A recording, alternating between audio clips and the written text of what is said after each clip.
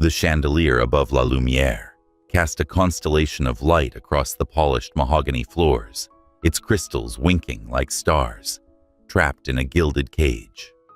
Ethan Grayson, a man whose name was synonymous with Wall Street's ruthless ambition, stood at the threshold of Manhattan's most exclusive French restaurant. His tailored charcoal suit clung to his broad shoulders, accentuating the sharp lines of his physique. At 38, his dark hair was streaked with the faintest silver at the temples, a testament to years spent outmaneuvering competitors in the financial world. His skin, a warm olive tone inherited from his Italian mother, glowed faintly under the soft lighting, but his gray eyes held a storm that never quite settled. He adjusted the Rolex on his wrist, its weight a familiar anchor, and held the door open with a practiced ease that masked the restlessness simmering beneath his calm exterior. Behind him stepped Vanessa Carter, a vision of calculated perfection. Her golden brown skin shimmered under the restaurant's glow, her lithe frame draped in a crimson dress that clung to every curve like a second skin. At 29, Vanessa was a model whose face graced the covers of Vogue and Harper's Bazaar, her almond-shaped eyes and high cheekbones making her a darling of photographers and designers alike. Her auburn hair fell in loose waves, framing a face that radiated confidence, though her smile carried a hint of entitlement. She slid her hand along Ethan's arm, her touch possessive, yet fleeting, as if claiming him for the room to see. "This place never gets old," she murmured, her voice smooth as velvet, though it held an edge of expectation. Ethan's lips curved into a smile that didn't reach his eyes. He was used to her theatrics, her need to be seen, admired, desired. It was part of the package, part of why she fit so seamlessly into the image he'd crafted for himself. The maitre d' led them to a table at the center of the room, strategically positioned to be noticed without being obtrusive. The air was thick with the scent of truffle butter and aged Bordeaux, a symphony of indulgence that La Lumière perfected. Ethan pulled out Vanessa's chair, his movements automatic, polished by years of playing the part of the perfect gentleman. She sank into the seat, her eyes scanning the room as if cataloging who might be watching. "The charity gala next week," she began, her tone bright, but rehearsed. "They're saying it'll raise millions for ocean conservation. I told them we'd make an appearance. It's good for your brand, Ethan." He nodded absently, his gaze drifting past her to the flurry of servers weaving through the tables. Vanessa's words blurred into the background, her voice a hum he'd learned to tune out. It wasn't her fault. She was exactly what he'd chosen, a partner who complemented his world of power and prestige, not one who challenged it. Then, like a crack in the flawless veneer of the evening, something caught his eye. A waitress moved swiftly across the room, her tray balanced with an elegance that belied the weight of the crystal glasses it held. Her dark hair was pulled into a neat bun, strands escaping to frame a face that was both familiar and foreign. Ethan's breath caught his fingers tightening around the stem of his wine glass. Clara Bennett, his ex-wife. Her deep brown eyes, the color of rich coffee, flickered briefly in his direction before she turned away, her movements deliberate, controlled. But it wasn't just her presence that sent a jolt through him. It was the unmistakable curve of her belly beneath the black apron of her uniform. She was pregnant. Very pregnant. The room seemed to tilt, the chatter and clinking of cutlery fading into a dull roar. Ethan's pulse quickened, his mind racing to process the sight. Clara here in a place he frequented working as a waitress. And pregnant. The realization was a knife twisting in his gut, sharp and unrelenting. He forced his gaze back to Vanessa, who was now scrolling through her phone, oblivious to the storm brewing across the table. "Ethan, are you listening?" she asked, her tone laced with irritation as she set her phone down. He blinked, dragging himself back to the moment. "Sorry," what he said, his voice steady despite the chaos in his chest. I said the Vogue photographer wants to do a couple's shoot. Vanessa repeated, her lips pursing slightly. It's a brilliant idea. Don't you think us together on the cover?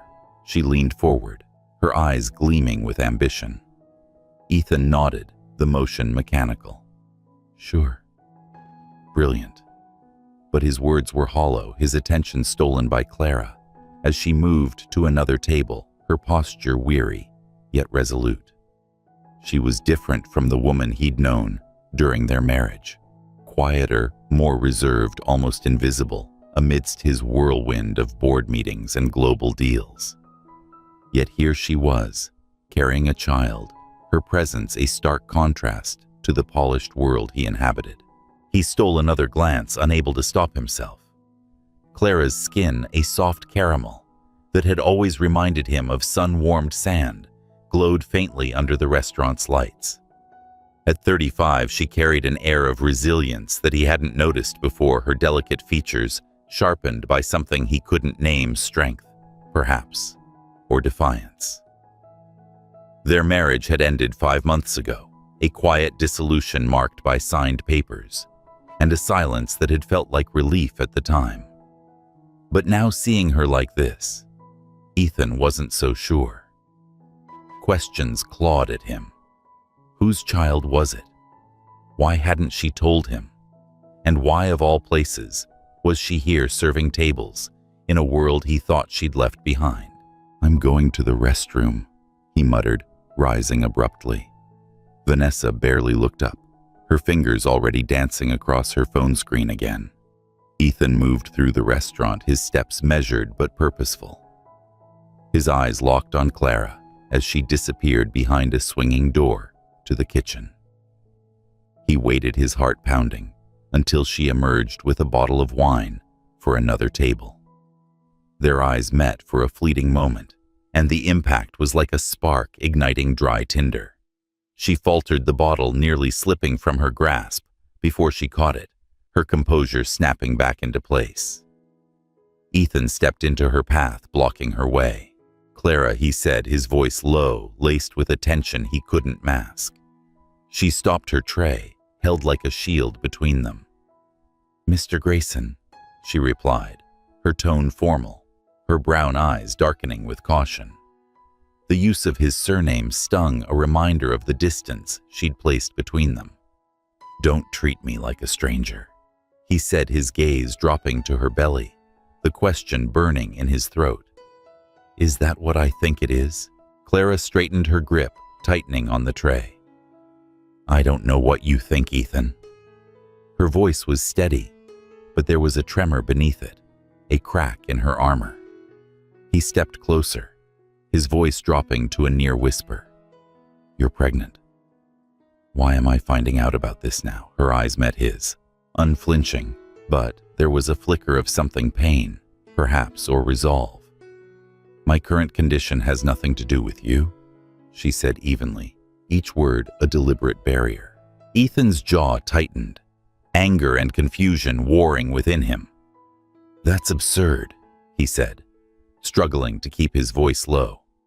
If that baby is mine, I have a right to know. Clara's lips pressed into a thin line, her gaze unwavering. This isn't the place for this conversation, she said, her voice quieter now, almost pleading. Before he could respond, she turned, slipping past him toward the kitchen, her movements swift and final. Ethan stood frozen, the weight of her words sinking in, leaving him with more questions than answers. He returned to the table, his mind a tangle of emotions. Vanessa was still engrossed in her phone, unaware of the earthquake that had just rocked his world. Clara was pregnant, and whether the child was his or not, the sight of her had unearthed something he'd buried long ago. Regret, perhaps, or the ghost of a life he'd walked away from. He needed answers, and he wouldn't stop until he had them. What happens next in Ethan and Clara's story? Will Ethan uncover the truth about the baby, or will Clara's secrets keep them apart? Share your thoughts in the comments below, and let's unravel this tale together. The Manhattan skyline glittered like a jagged crown against the velvet night, but Ethan Grayson saw none of it. He stood by the floor-to-ceiling windows of his penthouse, a glass of whiskey in his hand, the ice clinking softly as it melted into amber oblivion. The city hummed below a relentless pulse of ambition and desire, but inside, Ethan was adrift. Clara's face haunted him, those deep brown eyes, sharp with defiance, and the unmistakable curve of her belly that had turned his world upside down. The memory of their confrontation at La Lumiere replayed like a film reel, stuck on a single frame, each word she'd spoken slicing deeper than he cared to admit. My current condition has nothing to do with you. The finality in her voice had been a wall, unyielding and cold, and yet it only fueled his need to know more. He set the glass down, the sound sharp against the silence of his apartment. 5 months ago, Clara had walked out of his life, leaving behind nothing but a signature on divorce papers and a void he hadn't acknowledged until now. Their marriage had been a casualty of his relentless pursuit of power boardroom battles, late-night deals, and a schedule that left no room for anything as fragile as love. He'd thought her departure was a clean break, a mutual understanding that their worlds no longer aligned. But seeing her tonight, pregnant, and working in a place he'd once considered his domain, had shattered that illusion. Was the child his? The question gnawed at him, each possibility, a spark igniting a fire of doubt and regret.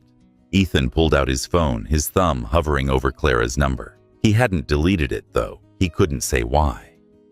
The line rang, each unanswered tone a rebuke, until her voicemail greeted him with a voice that was both familiar and distant. "This is Clara. Leave a message." He ended the call, his jaw tight. She was shutting him out, just as she had at the restaurant, and Ethan Grayson was not a man accustomed to being ignored. He paced the room, his footsteps echoing in the cavernous space, each step a reminder of the emptiness he'd filled with wealth and status. Clara had always been his opposite, quiet, grounded, a woman who found joy in small moments he'd never learned to value. And now she was carrying a child, a life that might tie them together in ways he hadn't anticipated. At La Lumiere, Clara sank onto the worn couch in her queen's apartment, the weight of the evening pressing against her chest. Her hands rested instinctively on her belly, the gentle kick of the baby grounding her in a way nothing else could. The restaurant's chaos lingered in her bones, the clatter of dishes, the hum of wealthy patrons, and Ethan's piercing gaze cutting through her carefully built defenses. She'd known running into him was inevitable. Manhattan was his playground, and La Lumiere was a stage for men like him.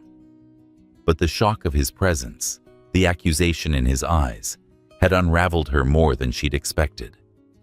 She closed her eyes, willing the memories away, but they came unbidden nights, spent alone in their sprawling Upper East Side apartment, waiting for a husband who was always elsewhere, his heart tethered to Grayson Capital instead of her. Their marriage hadn't collapsed in a blaze of arguments or betrayals. It had eroded slowly like a shoreline worn down by relentless waves. She'd loved Ethan once, fiercely admiring the fire in him, the way he could command a room with a single glance. But that fire had consumed everything, leaving no space for her dreams of a family, of a life beyond boardrooms and balance sheets. One night stood out a memory that still stung. They'd been at home a rare evening together, and she'd dared to voice her longing for a child.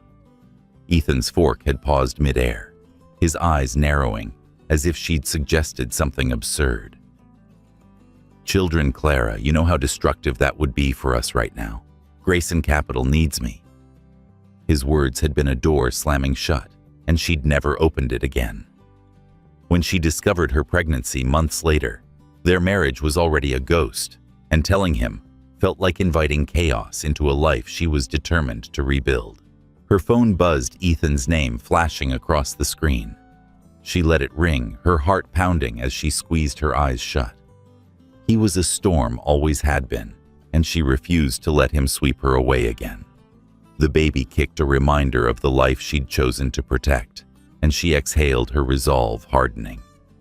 Ethan didn't get to demand answers, not after he'd made it clear where his priorities lay.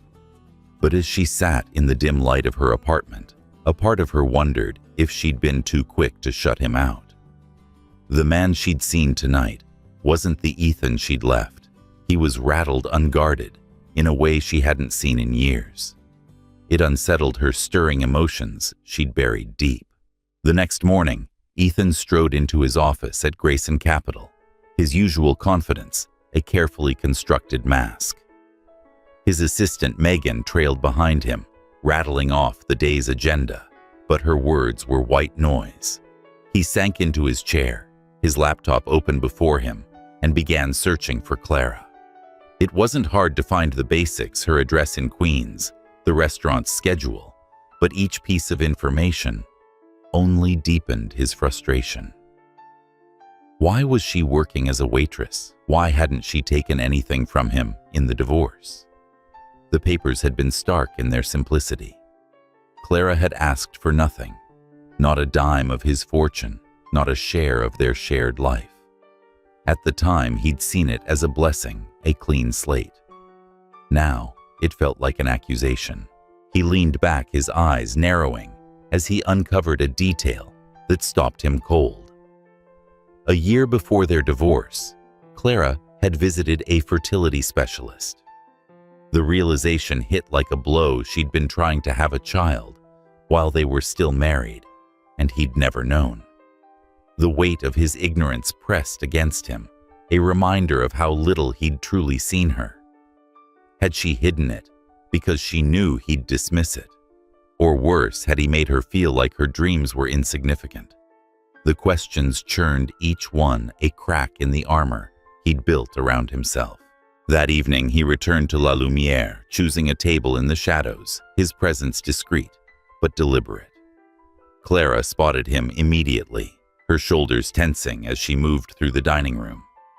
He watched her, noting the way she carried herself, exhausted yet defiant, her hands steady despite the weight of her tray.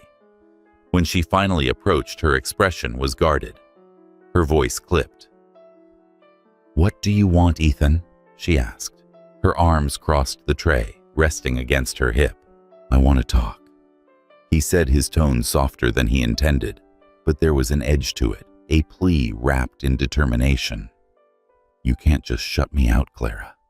Not about this," she sighed, her eyes flickering with something he couldn't read. Resignation, perhaps, or regret. "I'm working," she said, her voice firm but tired. "This isn't the time or place." Then, when he pressed, leaning forward, his gaze locked on hers. "You owe me that much." Her lips parted, a sharp retort on the tip of her tongue, but she swallowed it, her jaw tightening. "I don't owe you anything," she said quietly, each word measured. "You made your choices, Ethan. So did I." She turned away, her movements swift, leaving him with the sting of her words and the ache of her absence. As the restaurant emptied, Ethan lingered, his resolve unshaken. He wasn't a man who gave up easily, and Clara's refusal to engage only made him more determined. But as he watched her disappear into the kitchen, a new question surfaced, one that twisted in his chest like a blade. What if the child wasn't his? The thought was a poison seeping into his mind, and yet it didn't diminish his need to know. Clara was a piece of his past he couldn't let go, and whether she wanted him in her life or not, he wasn't ready to walk away. Not yet. The hum of Manhattan's evening traffic filtered through the open window of Ethan Grayson's penthouse, a restless undercurrent that mirrored the storm in his mind. He stood before his desk, the glow of his laptop casting sharp shadows across his face. The private investigator's report lay open on the screen, its contents a map of Clara's life since their divorce, a life he'd been too consumed to notice until now. She'd moved to a modest apartment in Queens, taken a job at La Lumiere, and turned down a lucrative position at a local firm, one that could have eased her burdens. Most jarring was the revelation that she'd been saving every cent, not for herself, but for the child she carried. Ethan's fingers tightened around the edge of the desk, the wood cool against his skin. Clara's choices were a puzzle, each piece revealing a woman he'd never truly known, a woman who'd walked away from his wealth and built a life on her own terms. He closed the laptop, the click echoing in the silent room. The memory of their last encounter at the restaurant burned in his chest. Clara's steady gaze, her words cutting through his defenses. "I don't owe you anything." She'd always had a way of disarming him, stripping away the confidence he wore like armor. But the fertility specialist's visit, a secret she'd kept even during their marriage, was a wound he couldn't ignore. Had she been planning a family while he was lost in boardroom conquests? The thought that she'd carried that hope alone without a word to him stirred a guilt he wasn't accustomed to feeling. He needed to see her again, to confront the truth she guarded so fiercely. At La Lumiere, Clara moved through the dining room with a quiet grace, her tray balanced with practiced ease.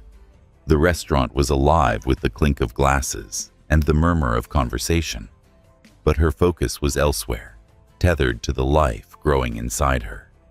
Each shift was a marathon, her body heavy with exhaustion, but she pushed through, driven by a determination that felt like defiance. Ethan's persistent appearances at the restaurant had become a shadow she couldn't shake. His presence was a reminder of a past she'd fought to leave behind, and yet each time their eyes met, a flicker of something old and unresolved stirred within her. She hated that he could still unsettle her, that his voice, low and insistent, could pull her back to memories of a life that had once held promise. Tonight, Ethan was there again, seated at a corner table, his presence subtle but unmistakable. He wore a navy suit, the fabric catching the light, as he leaned forward, his gaze tracking her every move. Clara felt it like a weight, heavy and unyielding. She served her tables with a smile that didn't reach her eyes, her heart racing each time she passed his table. When the crowd thinned, she steeled herself and approached, her voice steady despite the knot in her chest. "You can't keep doing this, Ethan," she said, her hands clasped tightly in front of her apron. "This is my workplace. You're making it impossible for me to do my job." He leaned back, his expression unreadable, though his eyes burned with a quiet intensity. "I'm not here to make things difficult," he said, his voice low, almost gentle. "But I can't walk away, Clara. Not until I understand." He paused, his gaze dropping to her belly, then back to her face. "You kept things from me, important things. I need to know why." Clara's breath caught her fingers tightening until her knuckles ached. "You don't get to demand answers," she said, her voice a whisper laced with steel. "You lost that right when you chose your empire over us." The words hung between them, sharp and unyielding, and for a moment, Ethan's composure faltered, a crack in the facade he'd perfected over years. "I didn't know," he said, his voice quieter now, almost raw. "About the fertility specialist. About what you wanted. You never told me, Clara." There was no accusation in his tone, only a plea for understanding, and it shook her more than she expected. She wanted to lash out, to tell him how his dismissal had silenced her dreams, but the words caught in her throat. Instead, she turned away, her heart pounding. "I have work to do," she said, and walked back to the kitchen, her steps quick as if distance could shield her from the truth he was forcing her to face. In the kitchen, Lucas Harper, the restaurant's manager, caught her eye. He was wiping down a counter, his movements deliberate, but his attention was on her. "Everything okay?" he asked, his voice soft but laced with concern. Lucas was a steady presence, his quiet empathy a stark contrast to Ethan's commanding intensity. He'd never pried into her past, but his protectiveness was a comfort she hadn't realized she needed. "I'm fine," she said, forcing a smile, though her hands trembled as she set down her tray. Lucas nodded, but his eyes lingered as if sensing the storm she was trying to outrun. Ethan didn't leave. He stayed until the restaurant's lights dimmed, the last patrons trickling out into the night. When Clara emerged from the kitchen, her apron folded over her arm. He was waiting outside, leaning against the brick wall under the glow of a street lamp. The cold air bit at her skin, but it was his presence that sent a shiver through her. "Clara," he said, stepping forward, his voice low but urgent. "We can't keep avoiding this. If that child is mine, I have a right to know." She stopped, her breath visible in the chilly air, her exhaustion giving way to a flare of anger. "You keep saying that," she said, her voice steady, despite the tremor in her chest. "But this isn't about your rights, Ethan. It's about what's best for this child. And you." She paused, her eyes searching his, looking for something she wasn't sure existed. "You made it clear a long time ago that a family wasn't part of your plan." Ethan's jaw tightened, but he didn't look away. "I was wrong." He said the words heavy, as if pulled from a place he rarely visited.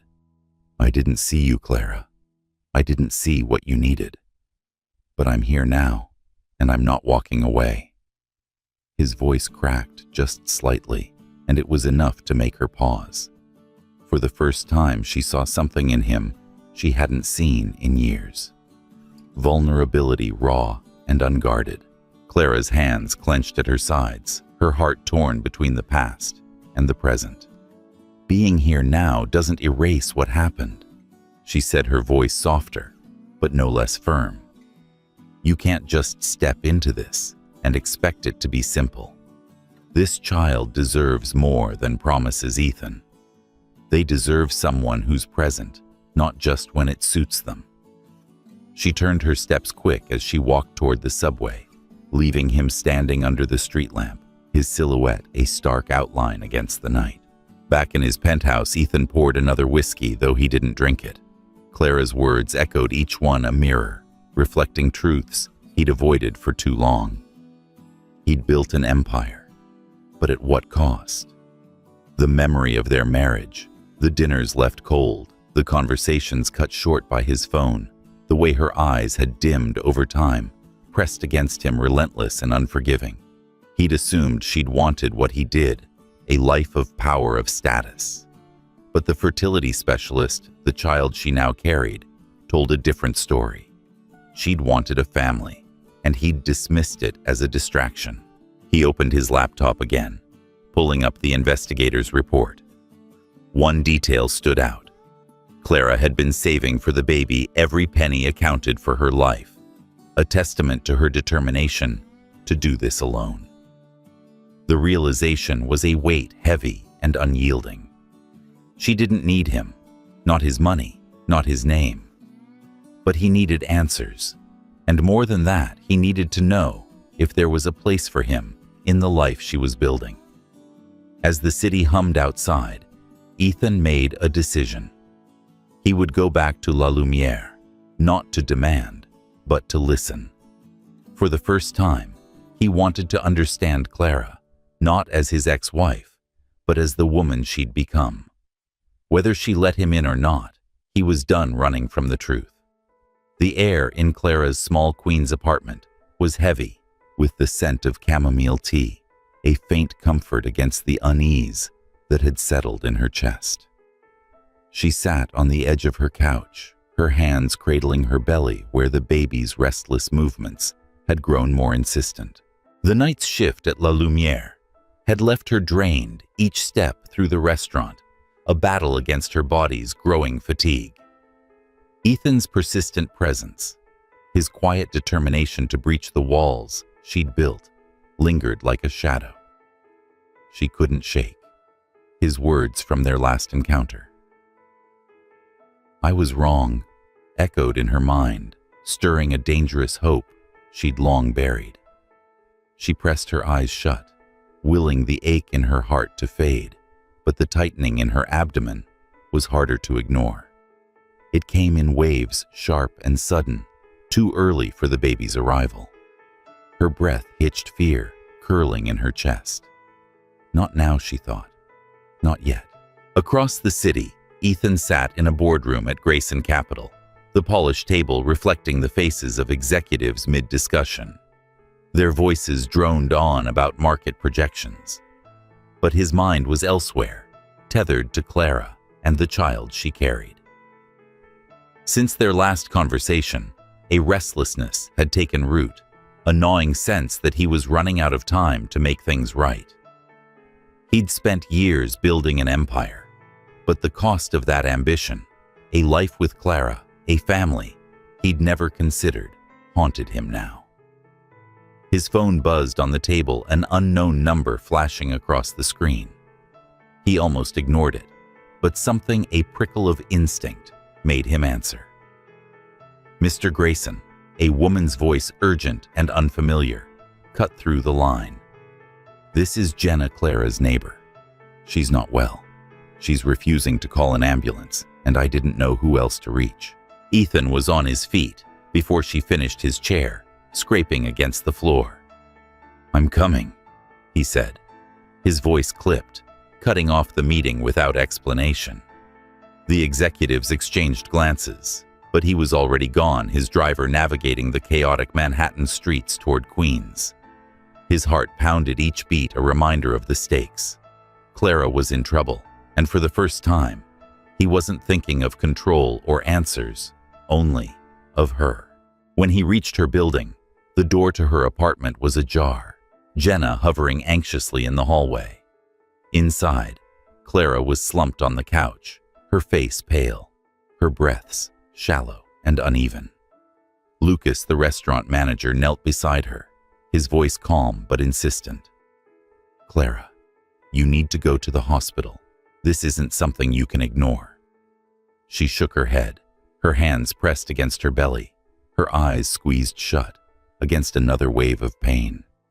Ethan's presence filled the room like a sudden storm, his voice cutting through the tension. Clara, he said, kneeling beside her, his hand hovering uncertainly near hers.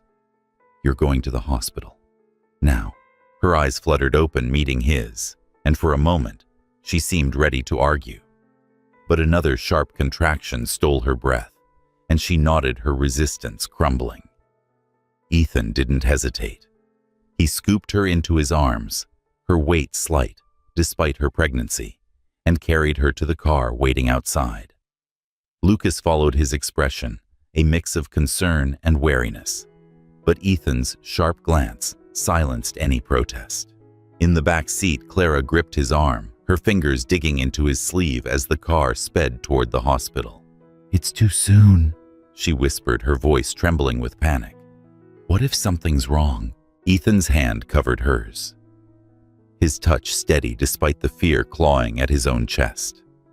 Nothing's going to happen, he said, his voice firm though his heart raced. I'm here, Clara. I'm not going anywhere.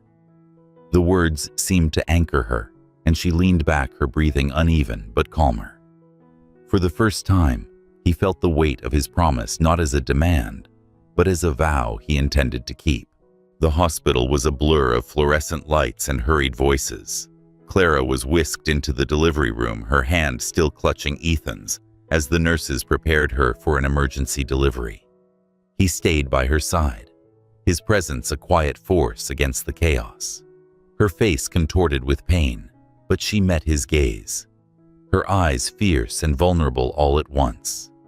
Don't leave, she whispered, her voice breaking. He squeezed her hand, his throat tight. I won't, he said, and for the first time in years, he meant every word. He whispered encouragements, his voice a lifeline through her pain, words he didn't know he had in him, soft, steady grounding. Hours stretched, each moment a battle against time and fear. Then a cry pierced the room, sharp and miraculous. Clara's tears fell freely, relief flooding her features as the doctor announced, "It's a boy. Healthy despite the early arrival." Ethan's breath caught as the nurse placed the tiny bundle in Clara's arms. The baby Liam, she'd later name him, was impossibly small. His eyes scrunched shut, his tiny fists curled. Clara gazed at him with a love so pure it seemed to fill the room, and Ethan felt something shift inside him, a crack in the walls he'd built around his heart. He moved closer, his eyes tracing the boy's features. "He has your eyes," Clara said softly, her voice raw with emotion. Ethan's lips curved a smile that felt foreign, but real, the first genuine one in months. In the quiet of the hospital room, as Clara rested with Liam cradled against her, Ethan stood by the window, the city's lights a distant glow. The weight of the night settled over him, not just the birth, but the realization of how close he'd come to losing this moment. He'd spent years chasing control, but here in the fragility of this new life, he saw what he'd missed. Clara stirred her voice, soft but clear. "Why are you here, Ethan?" she asked, her eyes searching his. "Not just tonight, all these weeks. Why?" He turned, meeting her gaze, the question stripping him bare. "Because I can't let you go," he said, his voice low, almost a confession. "Not again. I didn't see you before, Clara. I didn't see what mattered. But I see it now, this you, him." He gestured to Liam, his throat tightening. "I don't know how to do this, but I want to try. For both of you." Clara's expression softened, but her eyes held a guarded edge. "Trying isn't enough," she said, her voice steady despite her exhaustion. "This isn't a deal you can close, Ethan. It's a life, his life." She looked down at Liam, her fingers brushing his tiny cheek. "And mine." Ethan nodded, the weight of her words settling into him. "I know," he said, his voice quieter now, resolute. "I'm not asking for forgiveness. Not yet. Just a chance to show you I can be more than the man I was." She didn't respond, her silence a wall he couldn't breach, but her eyes held his for a moment longer, a flicker of something, hope perhaps, or curiosity. As dawn broke, painting the hospital room in soft gold, Ethan sat beside Clara's bed, watching her sleep with Liam in her arms. The sight was a quiet miracle, one he hadn't earned, but was determined to protect. He didn't know if Clara would ever trust him again, but for the first time, he understood what it meant to want something more than power, more than control. He wanted to be present, not just for Liam, but for the woman who'd once loved him, and who, despite everything, still stirred something deep within him. The road ahead was uncertain, but as he watched the rise and fall of Clara's breath, he knew he was exactly where he needed to be. The soft hum of summer filled the air as Clara pushed Liam's stroller through the park, the late afternoon sun casting dappled shadows across the path. The baby gurgled his tiny hands, reaching for the leaves that danced in the breeze, his laughter, a melody that warmed her heart. 3 months had passed since Liam's premature birth, and each day felt like a delicate thread weaving a new tapestry of her life. The hospital room, with its sterile light and Ethan's steady presence, seemed a distant memory, yet it lingered in the quiet moments, a reminder of how fragile and fleeting hope could be. Clara's steps were lighter now, her body slowly healing, but her heart remained cautious, a garden walled off after years of neglect. Ethan walked beside her, his presence a quiet constant. He'd traded his tailored suits for a simple linen shirt, the sleeves rolled up to reveal forearms, tanned from days spent outdoors. The man who once commanded boardrooms with a glance now carried a diaper bag slung over his shoulder, its pastel blue absurdly out of place against his frame. He'd been there every day since Liam's birth, driving her to doctor's appointments, assembling a crib in her cramped apartment, even mastering the art of swaddling with a focus that bordered on comical. Clara watched him now, his eyes soft, as he leaned down to adjust Liam's blanket, and felt a pang she couldn't name. He was trying more than she'd ever thought possible, but trust was a bridge she wasn't ready to cross. The park was alive with families, their laughter mingling with the rustle of leaves. Clara paused by a bench, easing herself onto it as Ethan parked the stroller nearby. Liam's eyes fluttered shut, lulled by the rhythm of the walk, and Clara exhaled, her shoulders relaxing. Ethan sat beside her, close enough that she could feel the warmth of his presence, but not so close as to crowd her. "He's getting bigger every day," Ethan said, his voice low, a smile tugging at his lips as he watched Liam sleep. "I swear he's going to outgrow that stroller before we know it." Clara's lips curved a reluctant smile.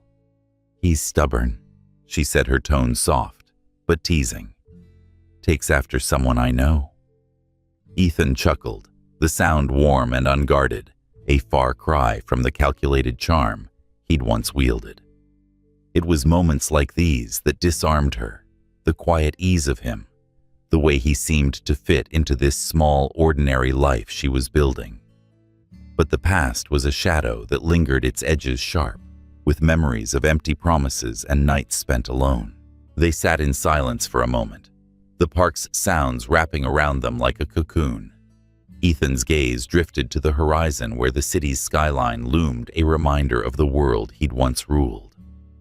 "I've been delegating more at work," he said, his voice thoughtful, almost hesitant. "Hired a new COO last week. She's sharp, doesn't miss a beat. It's freeing, in a way." Clara glanced at him, her brow arching slightly. "Freeing," she echoed, her tone curious but guarded. Ethan nodded, his eyes meeting hers. "I used to think control was everything. Every deal, every decision, it defined me. But now," he paused, his gaze dropping to Liam. "Now I see what I was missing." Clara's heart tightened, her fingers curling around the edge of the bench. She wanted to believe him, to trust the sincerity in his voice, but the wounds of their past ran deep. "Words are easy, Ethan," she said, her voice quiet but firm. "You've always been good with them. But this..." She gestured to Liam, to the park, to the fragile piece they'd carved out. "This isn't something you can win with charm or determination. It's every day, every moment. It's being here even when it's hard." Ethan's jaw tightened, but he didn't look away. "I know," he said, his voice steady, though there was a vulnerability in his eyes that made her breath catch. "I'm not trying to fix the past, Clara. I can't. But I'm here now, and I'll keep showing up every day until you believe it." His words hung between them, a promise woven with resolve, and for the first time, Clara felt a flicker of trust, small but undeniable. Days turned into weeks, each one a step towards something new. Ethan's presence became a rhythm in her life. Mornings spent at the park, evenings, where he read to Liam, in a voice that was both awkward and earnest, moments where their hands brushed as they passed the baby between them. Clara watched him, noting the changes, the way he listened when she spoke, the way he asked questions about Liam's needs, rather than assuming he knew the answers. He was learning slowly to be more than the man who'd once dismissed her dreams. One evening, as the sun dipped low, painting the sky in hues of amber and rose, Ethan arrived at her apartment with a picnic basket, his expression almost boyish. "I thought we could try something different," he said, holding up the basket. "No restaurants, no pressure. Just us." Clara hesitated, her heart warring with her head, but Liam's delighted squeal at the sight of Ethan tipped the scales. They spread a blanket on the apartment's tiny balcony, the city's hum a soft backdrop as they shared sandwiches and laughter. Liam propped in a high chair, gummed a piece of soft bread, his giggles filling the air. Ethan watched Clara, her face softened by the twilight, and felt a warmth he hadn't known he could feel. I used to think happiness was a number in a bank account. He said, his voice low, almost confessional. But this sitting here with you and Liam, it's more than I ever imagined. Clara's eyes met his, her guard lowering just enough to let his words settle. You're different, she said, her voice barely above a whisper. But I'm still scared, Ethan. Scared you'll wake up one day and realize this isn't enough. He reached for her hand, his touch gentle but firm. I'm not going anywhere, he said, his eyes locked on hers. Not because I have to, but because I want to. You and Liam, you're my home. The words were a vow, not of possession, but of presence. And Clara felt tears prick her eyes. She didn't pull her hand away, letting his warmth anchor her, a quiet promise that maybe, just maybe, they could build something new. Months later, on a crisp autumn morning, Clara stood in the park, Liam cradled in her arms, as Ethan pushed an empty stroller beside her. The leaves were a riot of gold and crimson, falling like confetti around them. Liam babbled his tiny hand, grasping at Ethan's finger, and Clara smiled, the sight easing the last of her doubts. Ethan had kept his word, showing up day after day, not as the man who'd once broken her heart, but as someone new, someone who listened, who stayed, who loved without conditions. I was wrong about a lot of things, Ethan said, his voice soft as he looked at Liam, then at her. But the biggest mistake was letting you go. I don't deserve this chance, Clara, but I'm grateful for it every day. She turned to him, her eyes shimmering with unshed tears. It's not about deserving, she said, her voice steady but warm. It's about showing up, and you have. She reached for his hand, her fingers intertwining with his, a gesture that felt like a beginning. As they walked through the park, Liam's laughter ringing out, Clara felt a peace she hadn't known in years. The past wasn't erased, but it no longer defined them. Ethan was no longer the man chasing control, and she was no longer the woman hiding from pain.